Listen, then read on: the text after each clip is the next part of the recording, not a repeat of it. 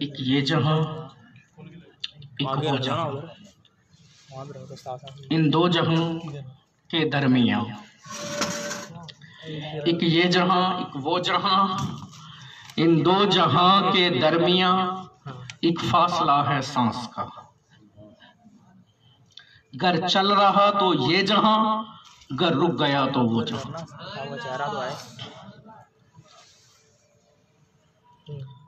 ایک یہ جہاں ایک وہ جہاں، ان دو جہاں کے درمیان ایک فاصلہ ہے سانس کا، جو چل رہا تو یہ جہاں، جو رک گیا تو وہ جہاں۔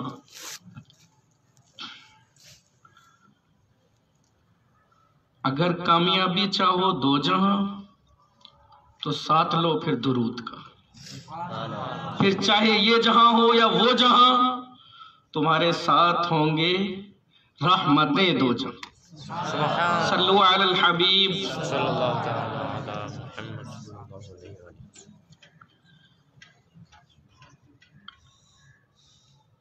عزیز طلباء اور تمام اساتذہ کرام جو تشریف فرما ہیں، آج سلسلہ کلام ہے والدین مصطفیٰ،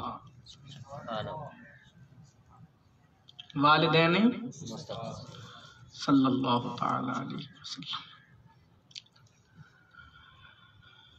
آقا صلی اللہ علیہ وسلم خود فرماتے ہیں کہ اللہ تعالیٰ نے تمام بنی آدم میں حضرت ابراہیم علیہ السلام کی اولاد سے حضرت اسماعیل کو پسند کیا، پھر اسماعیل کی اولاد سے کنانہ کو پسند کیا، پھر کنانہ کی اندر سے قریش کو پسند کیا، پھر قریش کے اندر سے بنو ہاشم کو پسند کیا، اور پھر بنو ہاشم کے اندر اللہ نے مجھے مبعوث فرمایا۔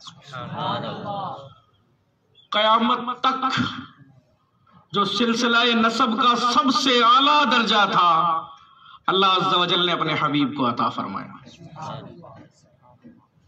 آپ کے نسب نامے میں تمام افراد، ایک حدیث ہے حضور نے فرمایا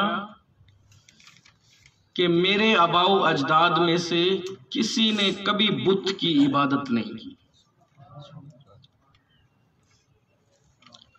آپ کا نسب نامہ جو ہے، آپ کے والدین جو ہیں، جب حضرت ابراہیم علیہ السلام نے، اللہ عز و جل فرماتا ہے قَدْ كَانَتْ لَكُمْ أُسْوَةٌ حَسَنَةٌ فِي إِبْرَاهِيمَ وَالَّذِينَ مَعَهُ إِذْ قَالَ لِقَوْمِهِ إِنَّا بُرَآءُ مِنْكُمْ وَمِمَّا تَعْبُدُونَ مِن دُونِ اللَّهِ كَفَرْنَا بِكُمْ وَبَدَا بَيْنَنَا وَبَيْنَكُمُ الْعَدَاوَةُ وَالْبَغْضَاءُ أَبَدًا حَتَّى تُؤْمِنُوا بِاللَّهِ وَحْدَهُ۔ ایک اللہ کی وحدانیت کے لیے تمام دنیا کے لوگوں کو چیلنج کر دیا کہ تم میں کوئی میرا نہیں اگر اللہ کا نہیں ہے۔ اللہ فرماتا ہے یہ اسوہ حسنہ ہے۔ پھر اللہ نے کیا کیا؟ اللہ نے وَجَعَلْنَا لِلْمُتَّقِينَ امامہ کا انہیں مجدہ عطا فرمایا، انسانیت کا انہیں امام بنا دیا۔ جی ہاں، اس وقت دنیا کے 3 بڑے مذاہب، اسلام، یہودیت، عیسائیت، تمام ان کے عظیم ترین انسان ہونے کے اور پیشوا ہونے پہ یقین رکھتے ہیں۔ اللہ نے انہیں انسانیت کا امام بنا دیا، اور پھر ان کی اولاد کو بھی انسانیت کا امام بنایا۔ آقا صلی اللہ علیہ وسلم کا نسب نامہ یوں ہے: محمد صلی اللہ علیہ وسلم روحی فدا بن عبداللہ بن عبد المطلب بن ہاشم بن عبد مناف بن قصا بن کلاب بن مرہ بن غالب بن لوئی بن فہر بن مالک بن ندر بن کنانہ بن خزیمہ بن مدرکہ بن الیاس بن معد بن نزار بن عدنان بن اسماعیل بن ابراہیم۔ سبحان اللہ۔ اور اس میں سارے ہی عظیم ہیں۔ ندر یا فہر ہے سیرت نگاروں کا اس میں تھوڑا اختلاف ہے کہ فہر سے منسوب کیا جائے یا نضر سے، جن کی اولاد قریش کہلاتی ہے۔ نضر وہ شخص تھے جن کی اولاد قریش کہلاتی ہے۔ پھر آقا صلی اللہ علیہ وسلم کے جد امجد میں ہوئے قصا، ان کی والدہ فاطمہ، قصا کی والدہ، یہ حضور کے جد خامس بنتے ہیں۔ ان کی والدہ نے شام کی طرف ہجرت کی تو بچپن میں انہیں اپنے ساتھ لے گئی، تو انہیں اس لیے قصا کہنے لگے۔ ان کا نام تھا عامر العلا، چونکہ کردار و عظمت کے اتنے بلند تھے اس لیے انہیں العلا کہتے تھے۔ یہ چونکہ اپنے پیدائش کی جگہ سے، اپنے وطن سے اتنے دور چلے گئے تو اس لیے انہیں قصا کہا گیا، یعنی اپنے وطن سے دور جانے والا، یہ ان کا نام ہی پڑ گیا۔ پھر انہوں نے ویسے کافی کام کیے۔ قصا کو مجمع بھی کہتے ہیں، یہ جمعہ کے دن لوگوں کو اکٹھا کر کے واعظ دیا کرتے۔ انہوں نے ہی باقاعدہ مکے میں حوض بنوائے، اور انہوں نے ہی خانہ کعبہ کے اضافہ میں، اس کی توسیع میں حصہ لیا۔ ان کو انتہائی عظیم المرتبت تسلیم کیا جاتا تھا، تمام اہل عرب ان کی سیادت اور ان کی عظمت کو تسلیم کرتے۔ سقایا، پانی پلانا اور حج کی رہنمائی کرنا انہی کے ذمے تھا۔ پھر ان کی اولاد ہوئی عبد الشمس، عبد الدار، عبد مناف۔ ان کے آپس میں اختلاف ہوئے تو یہ دو گروپوں میں تقسیم ہو گئے۔ عبد مناف جو تھے انہیں عطر والے کہا جاتا تھا، ان میں آپس میں، اور انہیں لائق دم کہا جاتا تھا، خون چاٹنے والے کہا جاتا تھا، جو ان کا دوسرا متحارب گروپ تھا۔ انہوں نے طے کیا کہ جنگ ہوگی اور سیادت ہمارے ہاتھ میں ہی رہے گی۔ پھر آپس میں اس بات پہ اتفاق ہو گیا کہ سقایا، پانی پلانا حاجیوں کو اور حج کی رہنمائی ایک طرف رہے گی، اور یہ جو دوسری سمت ہے حرب و ضرب کی قیادت اور جناب لواء اور دار الندوہ، قصا نے دار الندوہ بھی بنایا تھا۔ قرآن پاک میں بھی کافروں نے تانا دیا تھا نا، خیر مقاما و احسن ندیہ، کہ دار الندوہ تو ہمارے پاس ہے، بہترین مشورے کی جگہ تو ہمارے پاس ہے۔ تو وہ ادھر سے ہی چلی تھی، تقسیم ہوئی تھی۔ بنو ہاشم کے پاس سقایا رہے آقا صلی اللہ علیہ وسلم تک بھی، اور ادھر بنو عبد مناف کے پاس یہ چلتا رہا سسٹم۔ پھر ان کے والد ہوئے ہاشم۔ ہاشم انہیں اس لیے کہتے تھے کہ انہوں نے قحط کے دوران بہت زیادہ سرید بنوائی، اور کہیں سے گندم لائے شام وغیرہ سے، اور انہوں نے روٹیوں کا شوربہ بنوایا، اور روٹیوں کا شوربہ بنوا کے وہ لوگوں کو کھلایا۔ انہیں مطلب بھی کہتے ہیں۔ اس لیے ان کا لقب ہاشم پڑ گیا، یعنی شوربہ بنا کے کھلانے والا، اور انتہائی قحط کے دنوں میں بھوک اور پیاس سے تکلیف زدہ لوگوں کو انہوں نے کثرت سے کھانا کھلایا۔ مطلب کے بیٹے ایک دفعہ مدینے جا رہے تھے، آقا صلی اللہ علیہ وسلم کا نسل در نسل ننیال جو تھا وہ مدینہ تھا۔ ایک شخص عامر نے آقا صلی اللہ علیہ وسلم کے جد امجد میں سے ہاشم کو اپنی بیٹی پیش کی۔ हाशिम के चेहरे पे, उनके माथे पे ये अमर बिन नज्जार था। हाशिम के माथे पे नूर नबूवत चमकता था। वो नस्ल दर नस्ल जो चला आ रहा था, जिसकी वजह से वो इंतहाई खूबसूरत लगते और तमाम लोग कोशिश करते कि किसी तरह हमारी बेटी का रिश्ता इनसे हो जाए, वो नूर में से इन्हें भी हिस्सा मिले। ये थे हाशिम। आपने पढ़ा ना वो बनु नज्जार, जब आका सल्लल्लाहु अलैहि वसल्लम मदीने गए तो बच्चियों ने पढ़ा था तला अल बद्रु अलैना मिन सनियत अल वदाई वजब शुक्र अलैना मा दआ लिल्लाहि दा। इसमें वो कहती हैं नहनु जवारिन मिन बनु नज्जारिन या हब्बज़ा मुहम्मदम मिन जारिन वजब शुक्र अलैना। ये बनु नज्जार से थे। ये बनु नज्जार से ही हजरत आमिना थी जो आका सल्लल्लाहु अलैहि वसल्लम की वालिदा हुई। और हजरत अब्दुल्ला, अच्छा हजरत मुत्तलिब, जो अब्दुल मुत्तलिब कहते हैं जिन्हें, उन्होंने मुत्तलिब ने यानी हाशिम ने इन्हें इसलिए कहा, ये इनके पीछे चल रहे थे, कपड़े भी कोई इतने अच्छे नहीं थे, तो इन्होंने कहा ये मेरा आब्द है, मोहब्बतन का अब्द यानी गुलाम है, तो इनका नाम ही अब्दुल मुत्तलिब पड़ गया। ये अब्दुल मुत्तलिब का वजह तस्मिया था। अब्दुल मुत्तलिब तौहीदी थे। उनके बारे में सराहतन मिलता है कि वो हमेशा तौहीद की दावत देते और तौहीद पे कायम रहने वाले थे। यहां तक के बच्चियों के कत्ल करने को भी मना किया करते और जुल्म और जोर की हर किस्म से नफरत और बेजारी का इजहार किया करते। फिर आका सल्लल्लाहु अलैहि वसल्लम का नूर नबूवत उनके इन दादा से होता हुआ अब्दुल्ला तक आया। हजरत अब्दुल्ला वो हैं, हुजूर ने खुद फरमाया कि मैं 2 अल्लाह की राह में शहीद किए गयों की औलाद।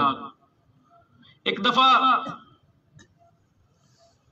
कुरान निकला, हजरत अब्दुल मुत्तलिब ने कहा था कि मैं अपना एक बेटा अल्लाह की राह में कुर्बान करूंगा। कुरान निकला तो अब्दुल्ला अपने सबसे छोटे बेटे के नाम निकला। छोटा बेटा ज्यादा प्यारा होता है, तो उन्होंने, किसी ने कहा कि अब क्या करूं, तो उन्होंने कहा 10 ऊंट और एक तरफ 10 ऊंट कर दें और एक तरफ बेटे का नाम लें। तो 10 ऊंट गए और फिर एक तरफ हजरत अब्दुल्ला का नाम लिखा तो हजरत अब्दुल्ला का नाम आया। फिर 20 ऊंट कर दिए, फिर हजरत अब्दुल्ला का नाम आया। यहां तक कि 100 ऊंटों तक पहुंच गए तो हजरत अब्दुल्ला का नाम नहीं आया, ऊंटों का आया।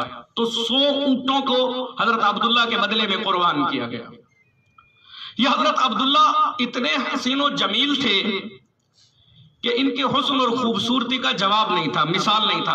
अच्छा याद रहे, ये वो जमाना था जब बेहयाई शर्म की बात नहीं, फख्र की बात थी, लेकिन ये हमेशा पाक दामन रहे। आए हाय, इकबाल ने एक जगह लिखा है, तुम तरसते हो कली को वो गुलिस्तां बकिनार। हजरत अब्दुल्ला से एक शेर भी नकल किया गया। दौरे जाहिलियत में औरतें इन्हें बेहयाई की तरफ बुलाती तो इन्होंने बरमहल एक शेर कहा। उन्होंने फरमाया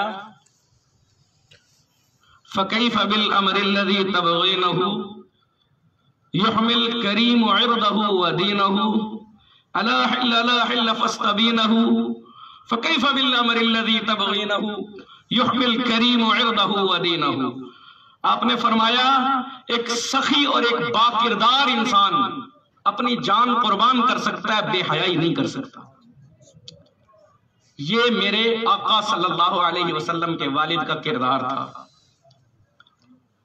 मेरे लिए भी एक पैगाम है कि इस कदर पाक इंसान, जाहिलियत में जब बेहयाई करना फैशन हो, जब औरतों की 6-6 शादियां, एक औरत 6-6 निकाह करती हो, 10-10 निकाह करती हो और खुद कह देती हो कि ये तेरा बाप है, तुम मान लेते हो कि ठीक है बाप है।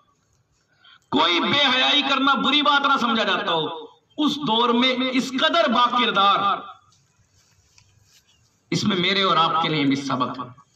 हम जो अहले दीन कहलाते हैं, अल्लाह मेरे दिल को और आपके दिल को अपनी मोहब्बत के नूर से लबरेज कर दे। क्या वाकयातन मेरी आंखें पाक हैं? क्या वाकयातन हमारी आंखें पाक हैं? क्या हमारी जबान बेहयाई से ना आशना है? क्या हमारे कान बेहयाई सुनने से ना आशना है? अगर ऐसा नहीं है तो हमें चौंक जाना चाहिए, तड़प उठना चाहिए। अल्लाह मुझे आपको माफ फरमा दे। उस मुआशरे में जब बेहयाई करना फैशन हो, आका सल्लल्लाहु अलैहि वसल्लम के वालिदैन जो दौरे फितरत में है, दौरे फितरत क्या है جس نے کسی نبی کا باقاعدہ دین نہیں ملا. حضرت عیسیٰ علیہ السلام میں اور آقا صلی اللہ علیہ وسلم میں 571 برس کا بعد ہے.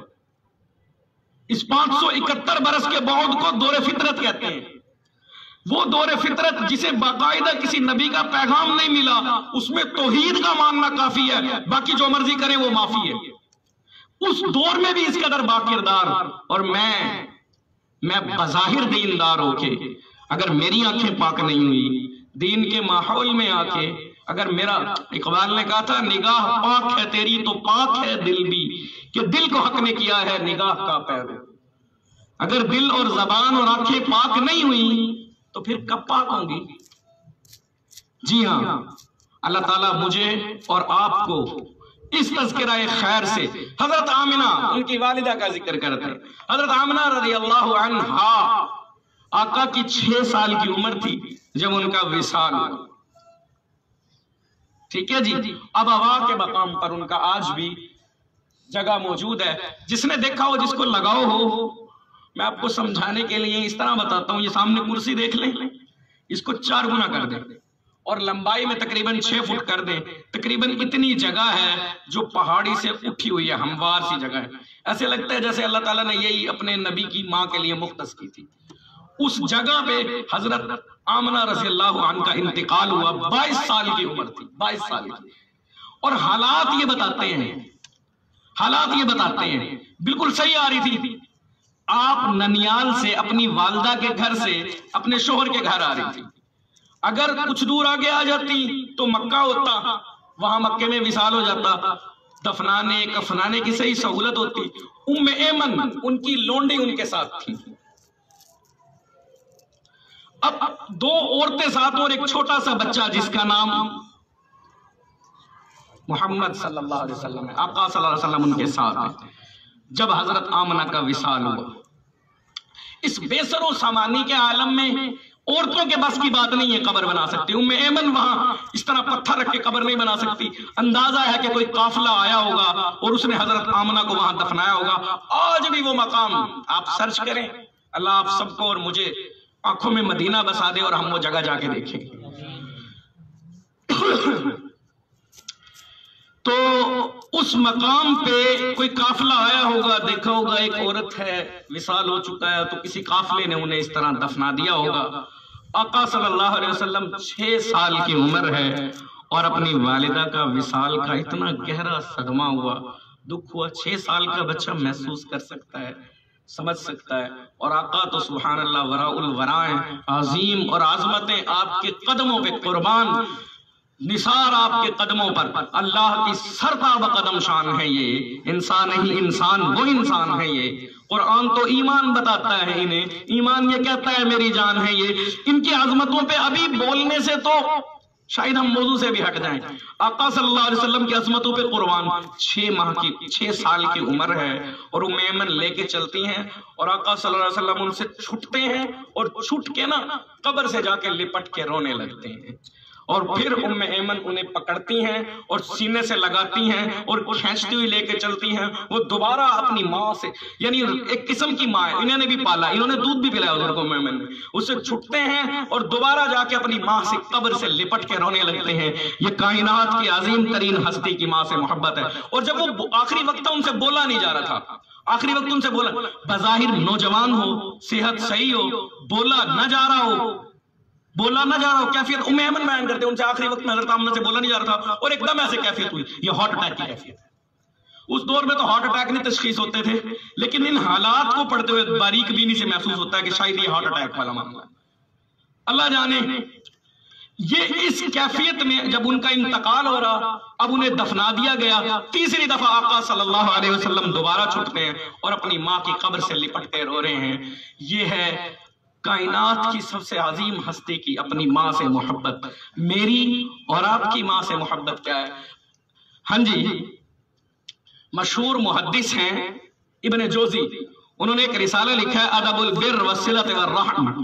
اس میں وہ لکھتے ہیں، آقا صلی اللہ علیہ وسلم فرماتے ہیں کہ میری خواہش ہے کاش مجھ محمد کی ماں ہوتی، میں عشاء کی نماز کے لیے ہاتھ باندھ کے کھڑا ہوتا اور سورہ فاتحہ کی تلاوت کر رہا ہوتا اور میری ماں کہتی یا محمد، اور میں نماز توڑتا، قرات چھوڑتا، ہاتھ باندھ کے اپنی ماں کی بارگاہ میں عرض کرتا، لبیک یا امی، اے میری ماں میں حاضر ہوں۔ اگر آج میری ماں اور میرے باپ میرے ادب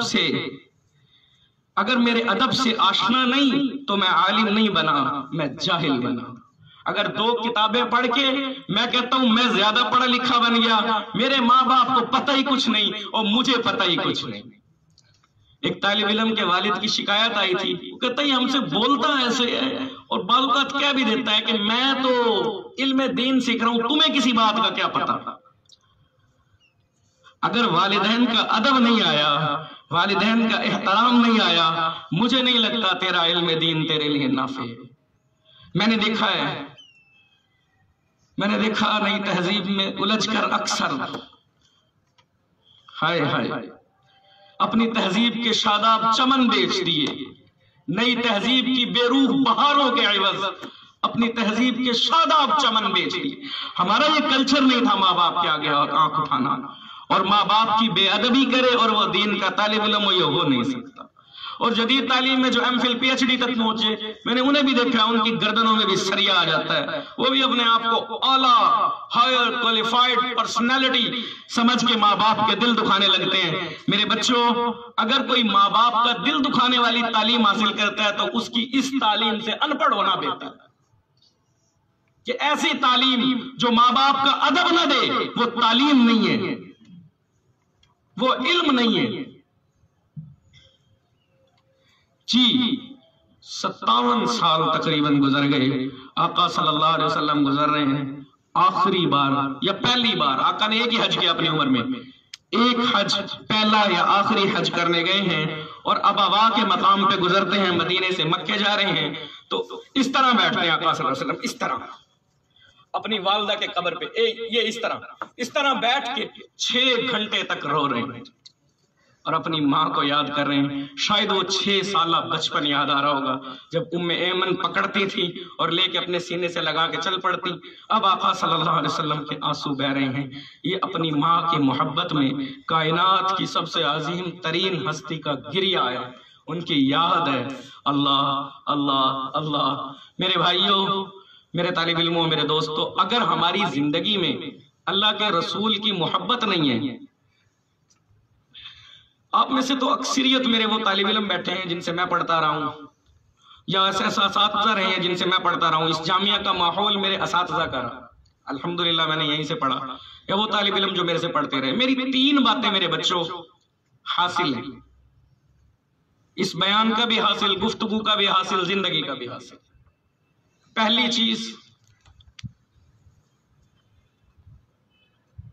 چیز کردار پہ کمپرومائز نہیں ہونا چاہیے، حیا پہ کمپرومائز نہیں ہونا چاہیے، بے حیائی کے خلاف گفتگو کریں نہ سنیں، اپنے ماں باپ کا ادب کریں، اپنے ماں باپ کا احترام کریں، جو علم حاصل کر رہے ہیں ہم اس پہ عمل کرنے کی کوشش کریں، زندگی میں جان بوجھ کے کبھی نماز نہ چھوڑیں۔